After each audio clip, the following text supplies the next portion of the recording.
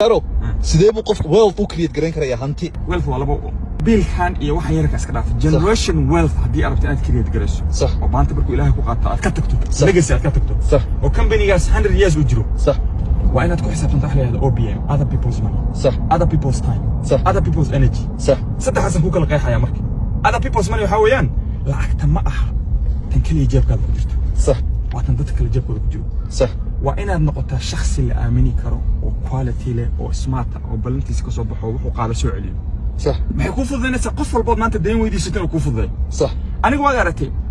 projectyada aan wado ani tabar uma hayo صح waa inaad dadkii kala adawraadhan iyo ka faa'iideyso aan ka wada faa'iideysano adna inta cuno adna inta cuno صح laakiin the moment mindset kaada noqdo aniga kaliya noqdo صح kaliya baa anaysa kaliya maxaa qaban kartaa iyo one shakhs hal shakhsi baa tahay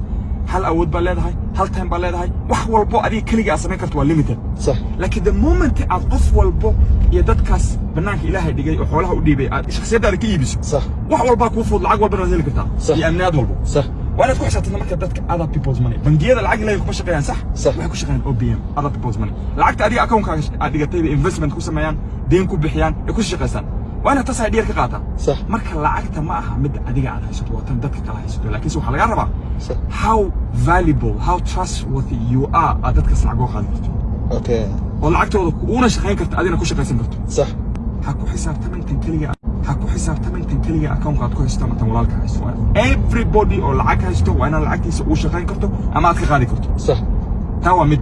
ta kale waa inaad kriyaanka garan karto in deynka mariyada ku siiyaan صح inay ku siiyaan xilli aad ku bixiso صح laakiin cashka yarka haysta dad ku shaqeysanaya waa very limited wax kasto adiga shakhsiyan oo haysto waa limited صح the moment uu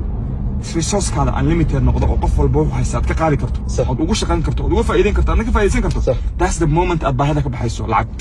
okay waxa ku soo hartay OBT other people time صح adiga shakhsi baad 12 saacadood dhammaan shaqeyn kartaa maximum صح 14 saacadood baa haysta xilliga hurdo xilliga waqtigaas xilliga cibaadaysanayso inta kale waa inaad isticmaashaa shaqaalo smart ah oo shaqada valuable ah talent people halka shaqada aad kaliya qabanad waa 10 qof oo kala dirto waa inaad human resource ka areerahaada joogo صح aad ku shaqaysato صح ayaga aad u faa'iideyso adna aad ka faa'iideyso صح that's OBT صح other people energy the same صح adiga energy-gaada human being but how much you can do صح waa very limited صح laakiin the moment aad dadka ka wada faa'iideysato shaqaalaad abuurto quality le oo qualification iyo cilmi iyo talent ku soo xushay resource unlimited resource ba marka helaysa shirkad macnaheedu maxay tahay company waa dad waa group صح company shakhsi ma صح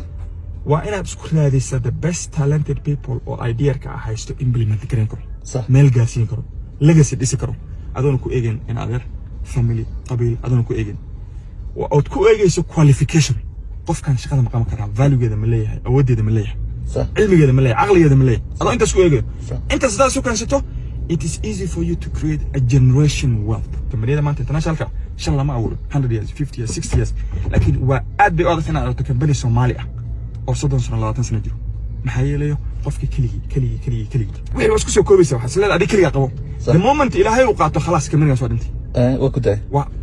lama rabo wax inay adiga ay related adiga ku noqdaan adiga ku xirnaadaan waa inuu system aad dhista asaga soo wadi karo صح that's what I call generation wealth